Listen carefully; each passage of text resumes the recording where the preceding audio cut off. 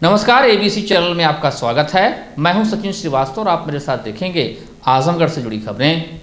आइए नजर डाल लेते हैं आज की खास खबरों पर।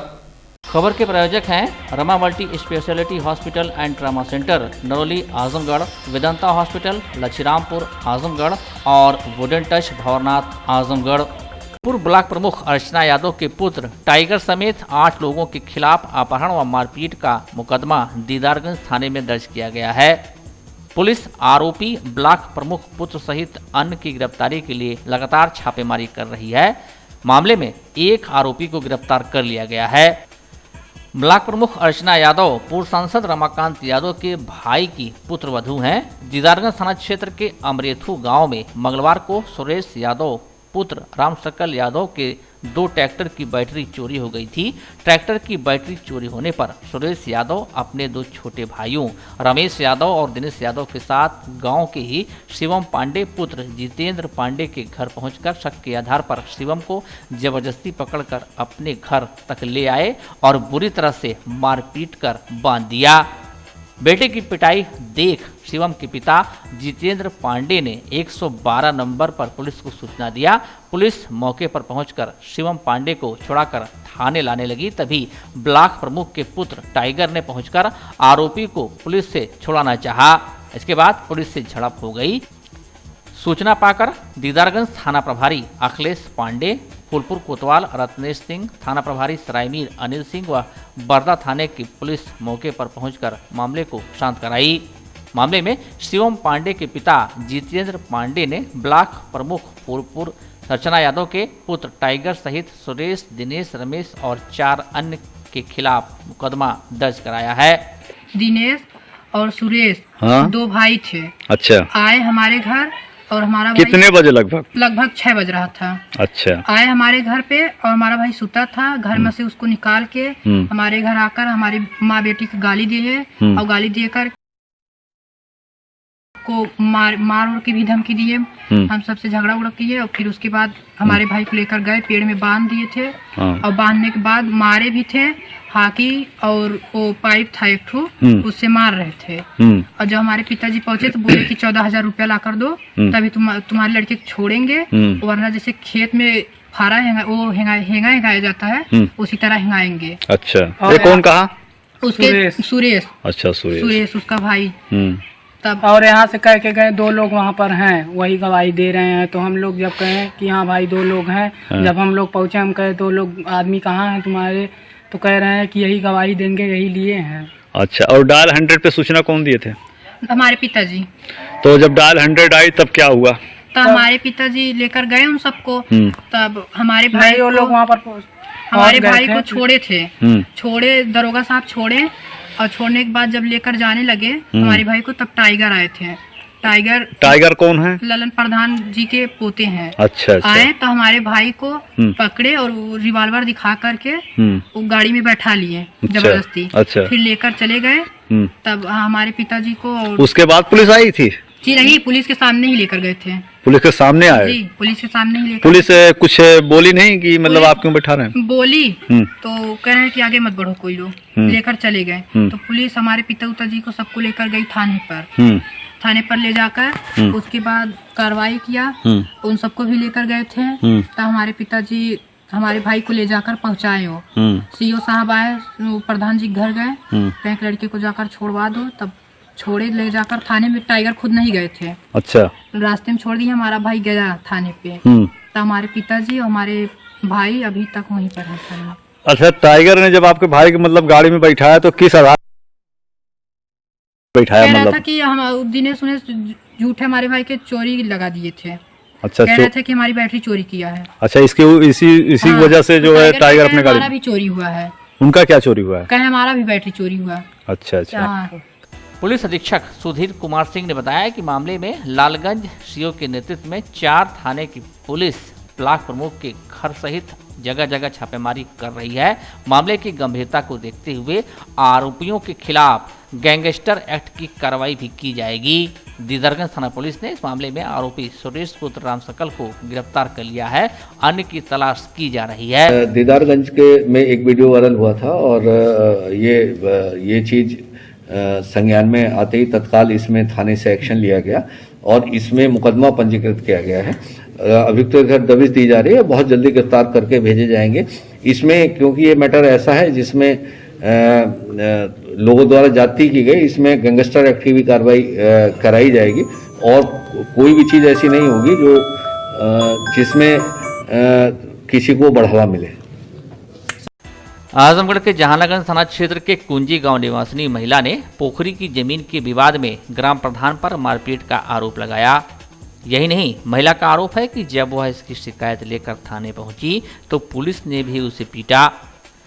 एसडीएम कार्यालय जमानत कराने पहुंची जहानागंज थाना क्षेत्र के कुंजी गांव निवासिनी पीड़िता धनमानी देवी ने बताया कि पोखरी की जमीन को लेकर ग्राम प्रधान व उसके घर के सदस्यों ने उसे और उनकी 2 बेटियों की लाठी डंडे से पिटाई कर दी।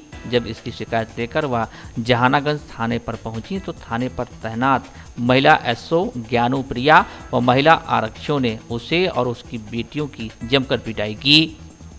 साथ ही पीड़ित पक्ष का 151 में चालान भी कर दिया। घायल अवस्था में पीड़ित महिला अपनी 2 बच्चियों के साथ जमानत कराने के लिए एसडीएम न्यायालय पहुंची। पीड़िता ने आरोपी ग्राम प्रधान व जहानागंज एसओ के खिलाफ कार्रवाई की अधिकारियों से मांग की। पहले मिल के मरना, जब हम लोग थाने पे अपनी शिकायत दर्ज करे गई ना तो मैडम मरनी, इंस्पेक्टर मैडम मरनी, हम लोग के दोनों बच्ची को तीनों लोग के मिल के बहुत बुरी हालत से मारे थाने पे।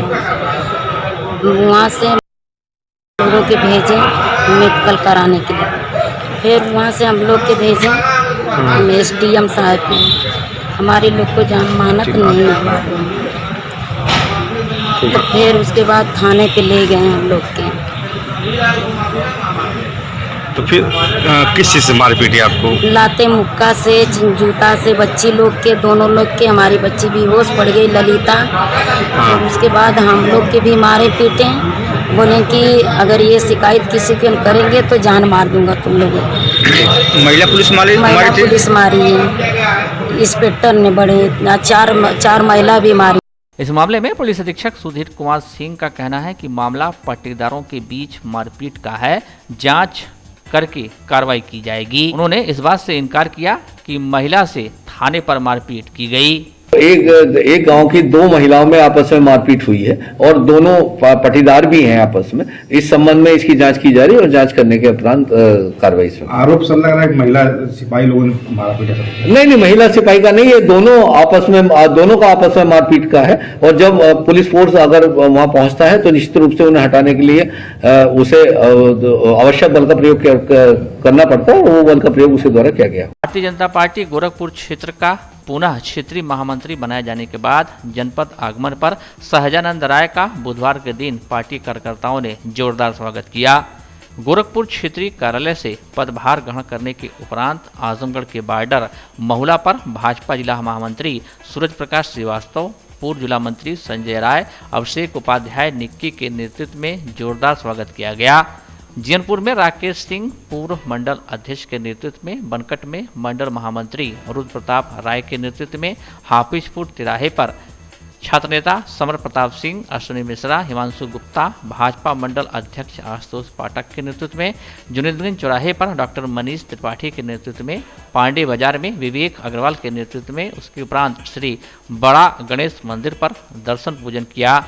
इसके बाद अग्रसेन चौराहे पर नगर अध्यक्ष शैलेंद्र अग्रवाल के नेतृत्व में, पंडित दीनदयाल चौराहा पर मृणांक शेखर सिन्हा के नेतृत्व में विनय प्रकाश गुप्त, जूही श्रीवास्तव, डॉक्टर संचिता बनर्जी, डॉक्टर सुधीर रंजन अस्थाना, अवनीश चतुर्वेदी, दीपक चतुर्वेदी, मिथिलेश पांडे, अभिनव श्रीवास्तव, विशाल श्रीवास्तव, विभा बर्नवाल ने जोरदार स्वागत किया। इस अवसर पर क्षेत्रीय महामंत्री सहजानंद राय ने शेष नेतृत्व का आभार व्यक्त करते हुए पार्टी कार्यकर्ताओं और पदाधिकारियों को धन्यवाद व्यक्त करते हुए कहा कि भाजपा नेतृत्व ने मुझे जो जिम्मेदारी सौंपी है उसे पूरी निष्ठा और ईमानदारी से निर्वहन करूंगा। आगामी पंचायत चुनाव व विधानसभा चुनाव में गोरखपुर क्षेत्र में भारी जीत हासिल करना हमारा लक्ष्य है, जिसे कार्यकर्ता पदाधिकारियों के सहयोग से हासिल कर पार्टी को और मजबूत करने का कार्य करूंगा। उन्होंने दावा किया कि आजमगढ़ जिले की सभी 10 विधानसभा सीटों पर 2022 के विधानसभा चुनाव में भाजपा परचम लहराएगी। माध्यम से भारतीय जनता पार्टी के शीर्ष नेतृत्व और प्रदेश नेतृत्व को धन्यवाद देना चाहता हूं और दूसरी बार भारतीय जनता पार्टी ने मुझे दायित्व दिया है। मैं एक भारतीय जनता पार्टी के कार्यकर्ता के नाते मैं उस जिम्मेदारी का निर्वहन पहले भी मैंने निष्ठापूर्वक किया है, आगे भी करूंगा और विशेष तौर पे इस बार का जो आगे आने वाले दिनों में पंचायत का चुनाव है और उसके बाद भारतीय जनता पार्टी 2022 के चुनाव की तैयारी के मूड में खड़ी है। यह निश्चित रूप से भारतीय जनता पार्टी ने दोबारा मुझको ये जो दायित्व दिया है, विशेष तौर पे हमारे गोरखपुर क्षेत्र की जो आजमगढ़ कमिश्नरी में हम 2017 में भी अपने आशा के अनुरूप सफलता नहीं प्राप्त किए थे और 2019 में भी नहीं, लेकिन भारतीय जनता पार्टी ने विश्वास व्यक्त किया है।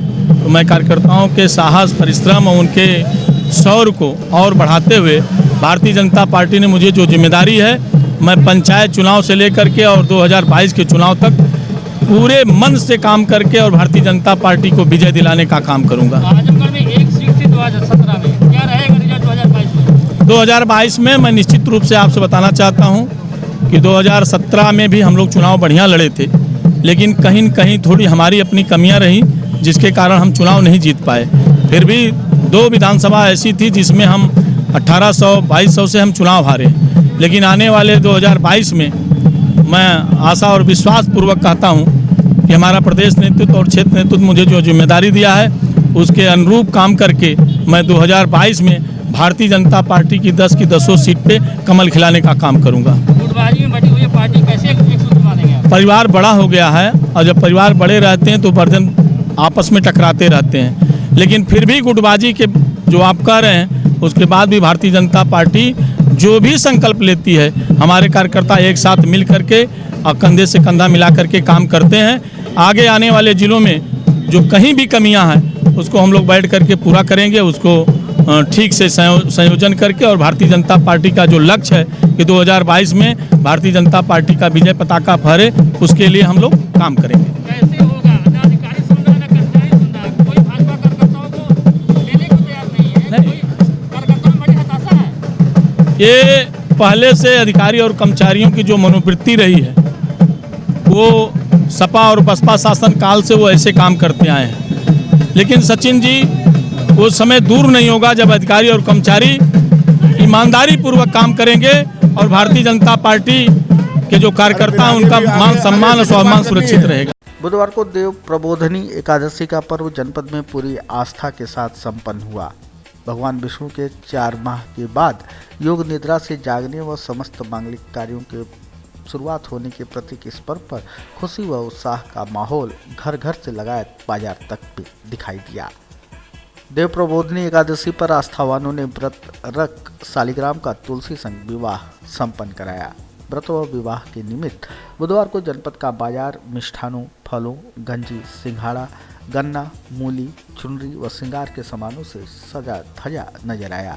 नगर निवासी संजय सिंह त्यागी ने कहा कि धार्मिक आस्था का यह एक बड़ा महापर्व है। आज ही भगवान विष्णु योग निद्रा से जागते हैं, माता तुलसी का सालिग्राम संग विवाह संपन्न होता है। व्रत जो है धार्मिक आस्था का बहुत बड़ा प्रतीक है और हिंदू धर्म में बहुत बड़ा इसका महत्व है। क्यों मान्यता है कि भगवान विष्णु आज ही के दिन सोने के बाद जगे हैं और इसी के बाद दीपावली का प्रयोजन किया जाता है।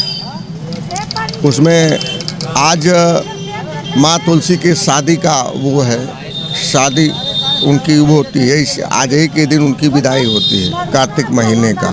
ये हिंदू धर्म में सबसे बड़ा व्रत है। इसमें मिष्ठान का चढ़ाने में जो इनको चढ़ाया जाता है मिष्ठान, जिसे गन्ने का वो गन्ना होता है, फल होता है, सिंघाड़ा, गंजी, व्रत का ही सामान चढ़ाया जाता है। मीठा मिष्ठान से मतलब है, मिष्ठान के अलावा और कुछ इसमें फल। हाँ, स्नान करके उनका ध्यान करके उनका पूजन किया जाता है और कार्य जैसे वैवाहिक कार्यक्रम संपन्न होता है ठीक उसी प्रकार से आज का पूजन होता है माँ तुलसी का। पर्व पर सुंदर मंडप सजाकर तुलसी का विवाह संपन्न हुआ। डॉक्टर पूनम सिंह ने कहा कि इस दिन नए फल व फसल का अर्पण किया जाता है। कहना न होगा कि कोरोना के इस दौर में जब इम्यूनिटी के लोग तुलसी के महत्व को समझ रहे हैं, तो ऐसे में हमारी यह प्राचीन आस्था हमारा समृद्ध ज्ञान बखूबी बयां करती है। एकादशी ये हमारे बहुत ही महत्वपूर्ण त्यौहार है। इसमें हम लोग भगवान विष्णु की पूजा करते हैं और गन्ने की पूजा करते हैं, तुलसी विवाह करते हैं और इसको हम धूमधाम से मनाते हैं।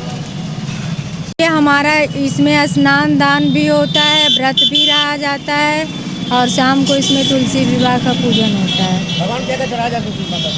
भगवान को इसमें जो है हमारे फसल की नई चीज़ें जैसे वो शकरकंदी हो गई, सिंघाड़ा हो गया और गन्ना। कोरोना से न डरने वाले और कोरोना काल में भी साहसिक सेवा प्रदान करने वाले परिवहन निगम कर्मियों को निजीकरण का डर खा रहा है, जिसे देखते हुए उत्तर प्रदेश राज्य सड़क परिवहन निगम के कर्मचारी अधिकारी संयुक्त मोर्चा ने बुधवार को अपनी साफ सुथरी मांगों को लेकर यह धरना देते हुए निगम के निजीकरण न होने देने के प्रति अपना संकल्प एक बार फिर जाहिर किया। धरने के दौरान प्रबंध निदेशक व परिवहन सचिव को अपनी साफ सुथरी मांगों का ज्ञापन प्रेषित करते हुए मोर्चा के पदाधिकारियों ने राष्ट्रीयकृत मार्गों पर निजी बसों के संचालन पर रोक लगाए जाने, किराए की विसंगति को दूर किए जाने, संविदा कर्मियों व आउटसोर्सिंग के जरिए रखे गए कार्मिकों को नियमित किए जाने, बकाये डीए, महंगाई भत्ते व छठवें वेतन की बकाई धनराशि का अविलंब भुगतान किए जाने की मांग की। धरने के दौरान जसवंत सिंह, गिरीश चंद्र पांडे, बीके सिंह, ललित कुमार श्रीवास्तव, एस.डी. राम, सुभाष चंद्र पांडे, ललन चतुर्वेदी, राजेंद्र यादव, वेद प्रकाश पांडे, चंद्रशेखर सिंह, क्षेत्रीय मंत्री पीएन सिंह ने सभा को संबोधित करते हुए मृतक आश्रितों को नियुक्ति प्रदान करने व सीधी भर्ती के सभी संवर्गों के रिक्त पदों को नियमित नियुक्ति के आधार पर भरे जाने की मांग को प्रमुखता से उठाया।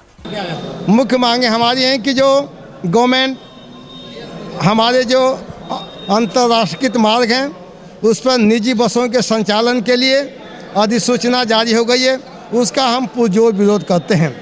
उसके बाद से जो एक्सप्रेसवे बन रही हैं, हमारी डिमांड है कि उसको राष्ट्रीय मार्ग किया जाए, क्योंकि हम 100% जो राष्ट्रीय मार्ग हैं उस पर सिर्फ 7% मार्ग पर ही हमारी बसें चलती हैं और 93% मार्ग पे हमारी अनुबंधित की बसें या प्राइवेट बसें चलती हैं।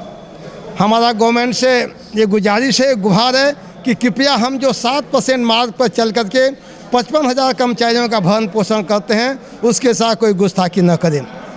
इसके बाद से हमारी जो यात्रिका है प्रति सीट अनुबंधित प्राइवेट बसों का 110 रुपये है और हमारी निगम की बसों का 600 रुपये है, उसका भी हम विरोध करते हैं कि उसके बराबर हमारी समानता की जाए।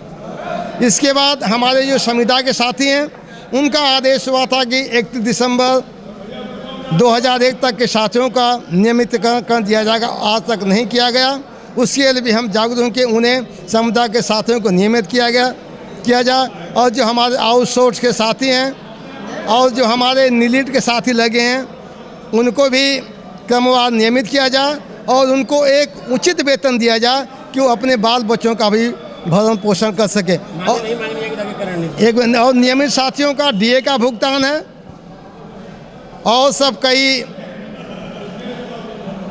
छठवां वेतन का पैसा बाकी है, तमाम चीज़ें हैं जिसके लिए भी हम जागरूक हैं। हम चाहते हैं कि गवर्नमेंट अगर कुछ नहीं करती है, अगर वो चाहते हैं कि प्राइवेट करें तो हमें राजकीय रोडवेज कर दें, उसके बाद जो चाहे जैसा फैसला लेना चाहे वो गवर्नमेंट ले। अगर ऐसा नहीं होता है, आज लास्ट 25 दिसंबर का विशाल धरना है, इसके बाद से हमारी केंद्रीय परामर्श समिति जो निर्णय लेगी उसके अनुसार हम अपना बड़ा से बड़ा आंदोलन कर सकते हैं। जैसा आदेश होगा वैसा हम कार्यक्रम बनाएंगे और इसको सफल बनाएंगे। हम इसको निजीकरण नहीं होने देंगे, जो भी हमें करना पड़े, हमें जितना भी आंदोलन कार्रवाई करनी पड़ेगी, अपने जान तक देनी पड़ेगी, तो हम देने के तैयार हैं। जय हिंद, जय मोर्चा। Rama multi speciality hospital and trauma centre, Narauli, Azamgarh. Doctor Amit Singh, laparoscopic surgeon एवं मूत्र रोग विशेषज्ञ, डॉक्टर खुशबू सिंह, स्त्री एवं प्रसूति रोग विशेषज्ञ और डॉक्टर राघवेंद्र न्यूरो सर्जन दे रहे हैं अपनी सेवाएं। Blood and component centre, ventilator युक्त एम्बुलेंस, आईसीयू, आईसीसीयू, पैथोलॉजी एवं इमरजेंसी सेवा 24 घंटे उपलब्ध।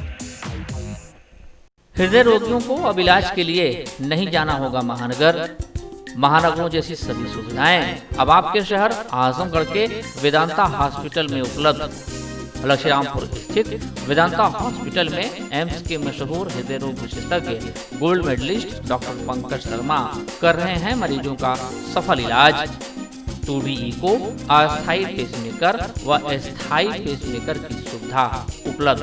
आजमगढ़ के लोगों के को angiography, angioplasty, pacemaker, catheter ablation, ये सारी सुविधाएं यहाँ पे उपलब्ध अब हो पाएंगी। एम्बुलेंस और आपातकालीन सुविधा 24 घंटे उपलब्ध। Wooden touch Bhanwarnath Azamgarh, a complete hardware store.